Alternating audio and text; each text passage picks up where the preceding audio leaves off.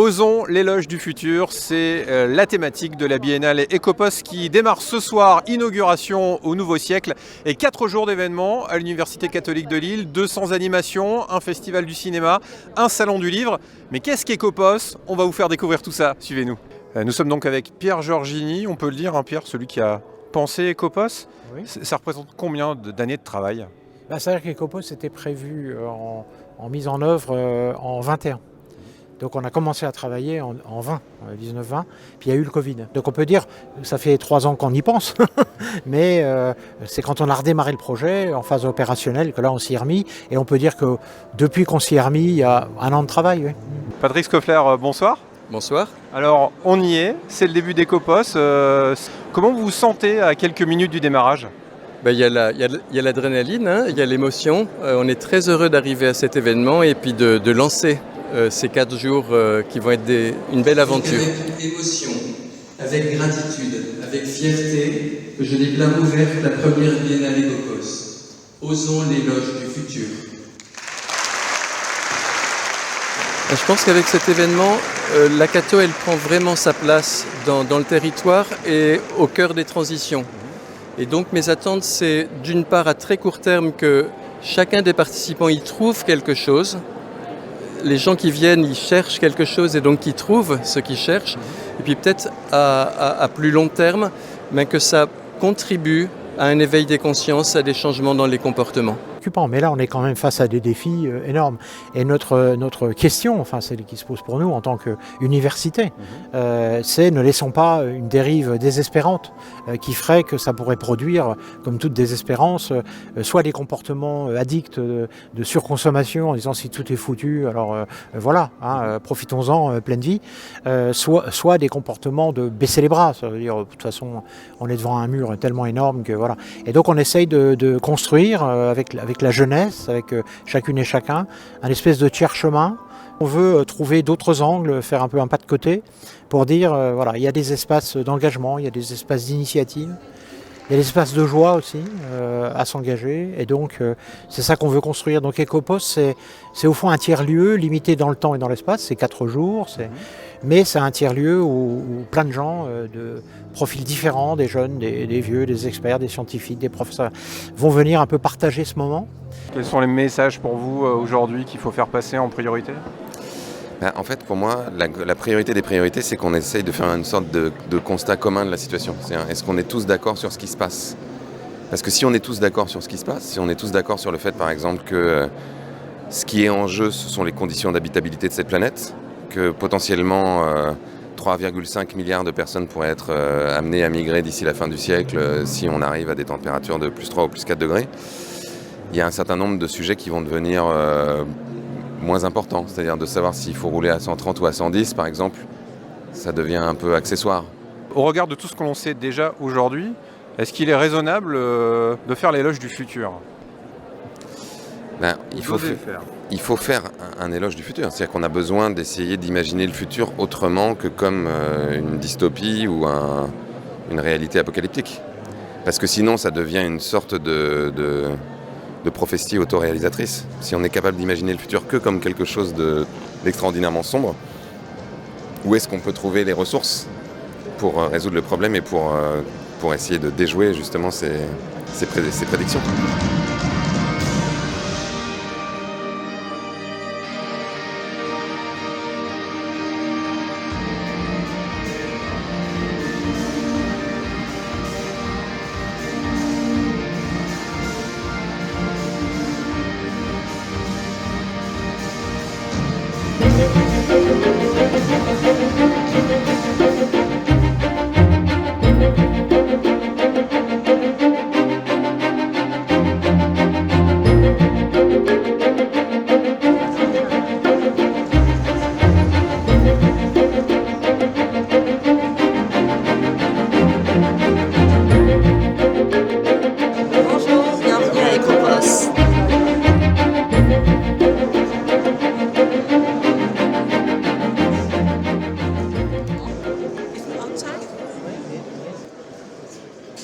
Première journée maintenant des événements qui se dérouleront pendant 4 jours sur Ecopos après une soirée inaugurale réussie. Il va y avoir énormément d'activités, beaucoup de choses qu'on va essayer de vous donner à découvrir. Alors, patience, on se balade. Ce ne sera pas exhaustif parce qu'il y a vraiment une proposition qui est beaucoup trop diversifiée, mais au moins ça vous donnera un petit goût de ce qu'on a vécu pendant cette journée extraordinaire. Donc, Monsieur Bertrand, vous êtes venu aujourd'hui pour parler, donc, lors de cette conférence, du désir des jeunes de changer le monde. Est-ce que c'est vous qui avez participé à sa formulation ou est-ce que vous avez été accueilli pour discuter justement de cette thématique-là? Non, je n'ai pas choisi la formulation. Autrement, j'aurais peut-être proposé un petit changement, c'est on ne changera pas le monde sans les jeunes. Leur énergie, leur créativité, et puis c'est aussi pour eux que les choix qui sont faits aujourd'hui, que les politiques sont mises en œuvre, doivent être faites. Je sais que le monde politique est souvent court-termisme, ce qui n'est pas une erreur, c'est une faute. C'est-à-dire qu'on doit avoir des actions très concrètes, quasiment au quotidien, mais on doit aussi voir plus loin, et notamment pour les générations qui viennent. Et dans cette période de, pas de transition, de transformation, de mutation rapide, déjà dans cette décennie, on est vraiment avec l'obligation de penser loin et de penser à la façon dont ils peuvent trouver leur place. Je crois beaucoup à l'autonomie individuelle, à la liberté, mais ce qui est vrai, c'est qu'il faut aussi leur créer un écosystème qui soit plus favorable qu'aujourd'hui. De l'écologie, du social, on a été précurseur avec Rêve 3, qu'on ne se contente pas de continuer, mais qu'on amplifie aussi aujourd'hui. On a toujours été à la pointe. Et si ça profite aux Hauts-de-France, mais si ça profite aussi au-delà des Hauts-de-France, dans toute la France, oui, on en sera pas seulement heureux, mais on en sera aussi très fiers. Surtout qu'on a une proportion importante, il me semble, de jeunes justement sur notre territoire. On est la région la plus jeune de France. La plus grande proportion de jeunes, c'est l'un de nos atouts. C'est aussi l'un de nos défis parce qu'il faut leur permettre de trouver leur place. Et moi, ce que j'essaye de faire, c'est que, tiens, prenons à 20 ans. Un jeune qui a 20 ans aujourd'hui, dans 20 ans, pourquoi et comment il aura envie justement d'avoir réussi, de faire sa vie dans les Hauts-de-France. Et un jeune qui naît aujourd'hui, quand il aura 20 ans, comment et pourquoi il se dit c'est dans les Hauts-de-France que je veux grandir. Et qu'un jeune qui soit né ailleurs se dise il faut regarder les Hauts-de-France ou il faut aller dans les Hauts-de-France. C'est ça l'enjeu. Et vous voyez, ça dépasse de beaucoup les enjeux annuels ou les enjeux, pardonnez-moi, même d'un mandat. C'est aussi de voir beaucoup plus loin. Qu'est-ce qui a motivé ta venue ? Déjà, j'étais vraiment impressionnée de voir l'ensemble des projets, enfin des tables rondes, des activités proposées pendant ces 4 jours. J'étais un peu perdue dans le programme, mais j'ai su trouver pas mal de conférences qui pouvaient m'intéresser, que ce soit dans mes projets personnels ou qui attisaient un petit peu ma curiosité. Et là, du coup, j'ai commencé hier à faire les conférences, ou même j'ai assisté à un défilé de mode proposé par les étudiants, par le campus créatif. Et par exemple aussi, j'ai assisté à des projections de mini-courts-métrages dans une caravane. Et c'est vraiment varié, diversifié. Et ça fait plaisir d'attiser ses méninges et d'apprendre sur des sujets vraiment divers. C'est fort quand même, non? Ça va? C'est pas trop fort? Non.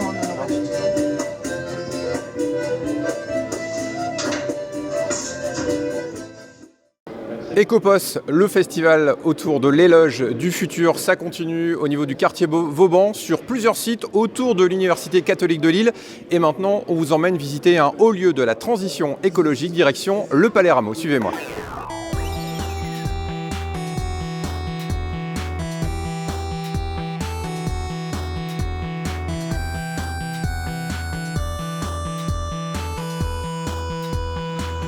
Le Palais Rameau, il est issu d'un legs de Charles Rameau en 1875 qui a donné une somme d'argent du coup à la ville de Lille en demandant de construire un édifice à la gloire de l'horticulture.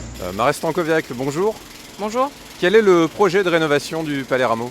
Alors le projet de rénovation du Palais Rameau s'articule autour du démonstrateur agriculture et alimentation de demain, dont le but est d'expérimenter, d'innover autour des questions, on va dire, de la fourche à la fourchette. Donc de la production, de la transformation et de la consommation. Donc le but, c'est finalement de réunir dans un seul et même lieu des consommateurs, des entreprises, des chercheurs et nos étudiants pour travailler autour de ces questions. On en est, on va dire, à peu près à la moitié. Il nous reste des travaux jusque fin 2023 pour une ouverture prévue début 2024. Et enfin, ce lieu sera ouvert à qui ? Alors il sera ouvert à tous. Le Palais Rameau, c'est un lieu qui est public, pour lequel on a obtenu un bail amphithéotique de 25 ans et pour lequel il y aura une partie tiers-lieu ouverte au public, dans lequel il y aura des activités, des formations pour tout le monde. Et il sera aussi également ouvert, bien entendu, à nos étudiants, à nos enseignants et aux entreprises partenaires. Merci beaucoup. Nous sommes devant Espace Estis et Espol avec aujourd'hui de nombreux événements autour d'Ecopos. Espace Estis qui va proposer donc des ateliers culinaires, ateliers do-it-yourself également.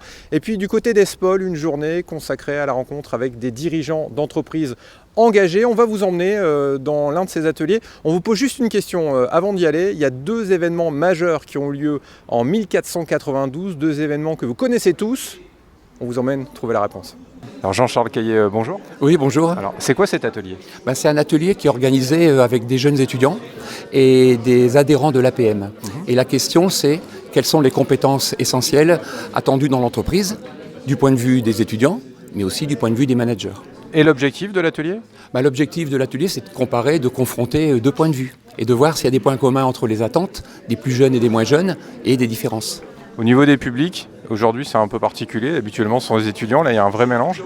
Ici dans l'atelier, on a des adhérents APM, il y a aussi des managers chefs d'entreprise et du côté étudiant, on a des étudiants de You School et des étudiants de différentes écoles soutenus par Areli.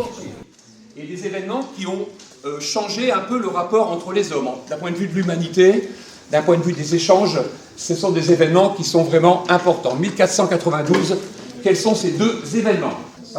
Passage du Moyen-Âge à la Renaissance. 1492, allez, je vous laisse 30 secondes. Quand je vais vous le dire, vous allez tomber sur votre chaise. C'est parti, allez, je vous fais ce plaisir. En 1492, les Indiens d'Amérique découvrent Christophe Colomb. Ça s'est passé exactement au même moment. Nous sommes ici au cœur du campus de l'ICAM dans le cadre du festival Ecopos avec au programme la visite de la plateforme créative. On va parler récupération des déchets, imprimante 3D et nous, on va vous faire découvrir le Fab Lab. Suivez-nous.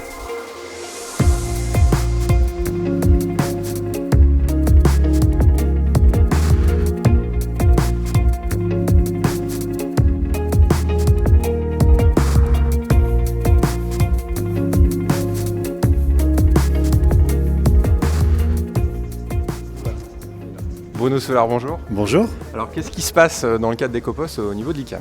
Alors au niveau de l'ICAM, dans le cadre d'Ecopos, c'est à la fois des tables rondes sur des sujets comme le recycling, sur des sujets comme l'ingénieur de demain, mais aussi des ateliers où les gens peuvent venir. C'est du repair café où effectivement on peut amener des objets pour essayer de les réparer. C'est aussi la découverte du Fab Lab, la découverte aussi de tout ce qu'on peut faire en low-tech.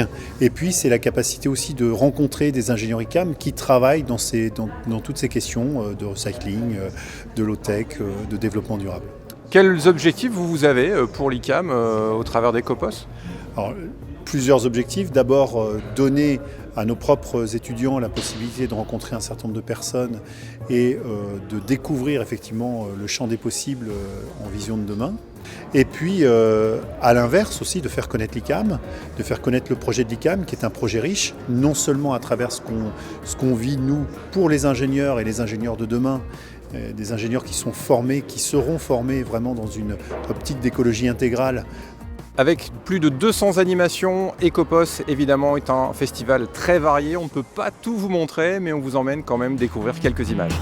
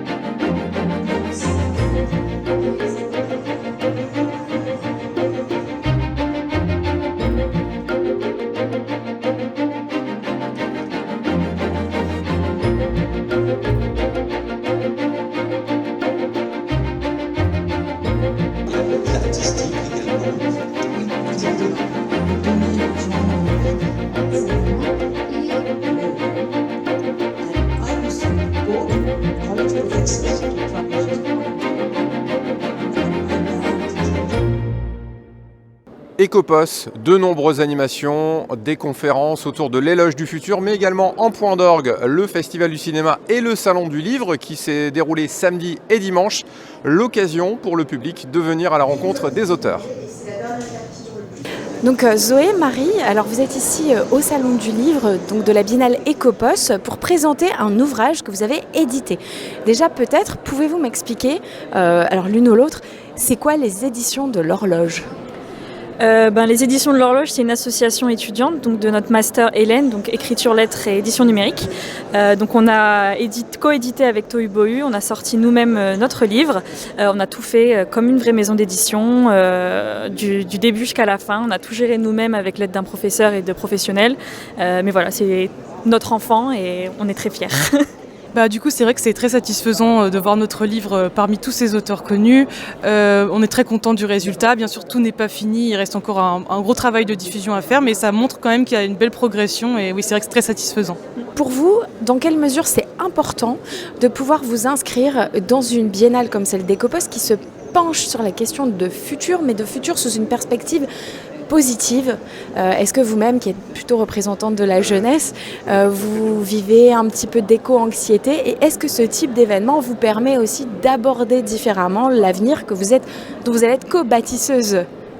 C'est vrai qu'en fait c'est très enrichissant. En fait, je pense qu'il ne faut pas s'enfermer dans de la peur irrationnelle. Il faut s'informer en fait pour pouvoir vraiment comprendre et appréhender le monde d'une meilleure façon. Et une biennale où on présente des livres de ce genre, ça permet vraiment de voir les choses autrement, je pense. Et puis il y a plein de thèmes à aborder sur plein de choses différentes du futur, donc c'est vrai que ça peut nous rassurer et ça peut rassurer sur plein de points, sur la technologie, sur l'écologie pour nos enfants et les enfants de nos enfants. Donc c'est hyper important et c'est hyper intéressant. Et donc Madame Martine Serre, vous êtes présente pour présenter donc, le livre Vivre la laïcité. Pourquoi c'était important pour vous d'être présente aujourd'hui à ce Salon du Livre ? Parce que nous sommes convaincus que la laïcité c'est une valeur et c'est un principe qui défend une liberté fondamentale et que donc pour notre avenir c'est primordial, on ne peut pas s'en passer. Mais je crois que nous partageons beaucoup de choses avec les catholiques justement et notamment le message de liberté fondamentale, il est quand même porté par beaucoup de catholiques, ça ne vous étonnera pas si je vous dis ça. Donc nous partageons complètement ce point de vue. Vous venez plutôt en premier lieu pour assister aux échanges et aux réflexions qui sont menées dans le cadre des semaines sociales. Absolument, oui, c'était le but premier. Les sujets sont très ouverts, donc on y trouve toujours la possibilité d'un ressourcement et d'une réflexion sur ces activités. Oui, on est en effet très, très inquiet, on sent qu'on est dans une grande crise dont on ne voit pas l'issue et en même temps, c'est un peu ce qu'on a entendu d'ailleurs ce matin de la part des jeunes, on se sent un petit peu une mission de porter une espérance. Bonjour Muriel Sergerard, vous êtes élue donc des Semaines sociales de France et aujourd'hui vous êtes présente pour amener justement votre eau au moulin de cette réflexion sur la fraternité comme élément pour bâtir un futur durable. Qu'est-ce qui dans cette thématique de la fraternité vous inspire ? Enfin, pour moi, la fraternité, c'est d'abord le souci de l'autre et le fait de souhaiter avancer en même temps. Pas forcément devant, pas derrière, mais vraiment côte à côte. Je suis persuadée qu'en fait, on peut avancer soi-même que si on avance avec les autres en même temps que les autres. Alors pas forcément au rythme que l'on souhaite, mais en même temps, ça permet aussi de se poser, de réfléchir. Attendre l'autre, c'est pas perdre du temps, c'est parfois avancer plus vite. J'ai rencontré justement des jeunes étudiants la semaine dernière et ils sont venus 2 fois me voir en me disant mais c'est bien parce qu'avec vous c'est optimiste. Il faut y croire. Moi j'y crois vraiment. Moi au quotidien, ce populaire, je suis confrontée à la difficulté des familles à survivre, mais aussi confrontée à leur capacité de résilience. Et leur capacité de résilience, elle est telle que de toute façon, je me dis il y a moyen. Mais il y a moyen de faire que si on respecte les gens et si on fait tous les projets, quels que ce soit politique, associatif, sociétal, si on veut, si on fait attention justement d'emmener le plus grand nombre. Alors parfois, je reconnais que moi, je me dis c'est long, ça prend du temps, mais c'est le temps qu'il faut pour avancer avec les autres et c'est ce temps qui est nécessaire à la construction d'un projet partagé. Et à partir du moment où un projet est construit de façon partagée, c'est un projet qui aura des fondations plus fortes et qui va être plus viable sur du long terme.